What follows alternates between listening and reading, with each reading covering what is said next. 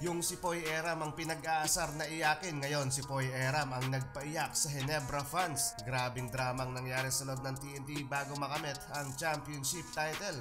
So ayun na nga mga idol, alam natin na kapag back-to-back champion ng TNT East Conference sa record na 4-3 sa series, Game 7 ng 49 PBA Commissioner's Cup Finals ang isa sa pinaka-intense na naganap sa PBA. Umabot lang naman sa overtime ang naging laban dahil sa mala déjà vu na tres ni Justin Brownlee para maitabla sa 79 ang talaan sa scoring at maidala pa sa OT ang laban. Pero sayang lang dahil sa overtime napatake over ang 6'4" small forward na si Glenn Cabontin.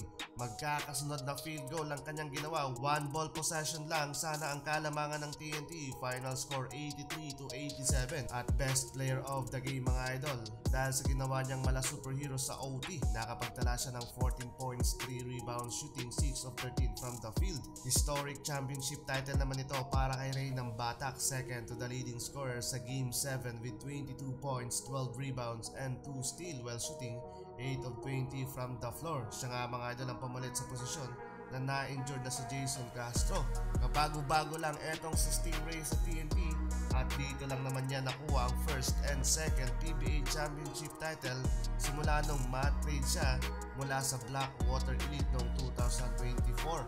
And for the first time sa kanyang career, nakuha din niya mga idol ang 49 PBA Commissioner's Cup Finals MVP.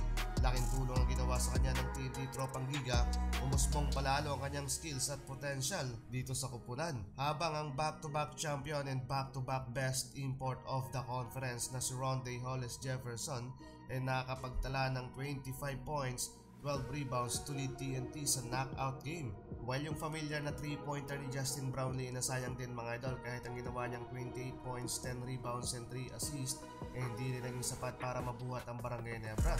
Sa 8 players na pinadala ni Coach Tim Cone sa laban ay 4 lang dyan ang naging effective na sila Scottie Thompson, Javit Aguilar at Stephen Holt. Nakakalungkot lang mga idol since 2023 PBA Governors Cup Finals hanggang dito sa 2025 PBA Commissioner's Cup, tatlong magkakasunod ang natalo ang Ginebra sa kamay ng TNT. For the first time since 13 years na hindi daw natatalo si Coach Tim pagdating sa mga Game 7, ngayon lang natalo si Coach Tim sa kamay ng kanyang kariban na si Coach Chot Reyes. Habang first time ding nakapaglaro ni Rondae Hollis Jefferson sa Game 7 at first time ding manalo mga idol. Balak nga daw ng TNT Tropang Giga next conference sa Philippine Cup ang mag-champion at makuha ang Grand Slam. Ano sa palagay niyo mga idol, no import at local player lang, makukuha kaya ng TNT ang kanilang pangarap? I-comment mo na yan sa ating comment section.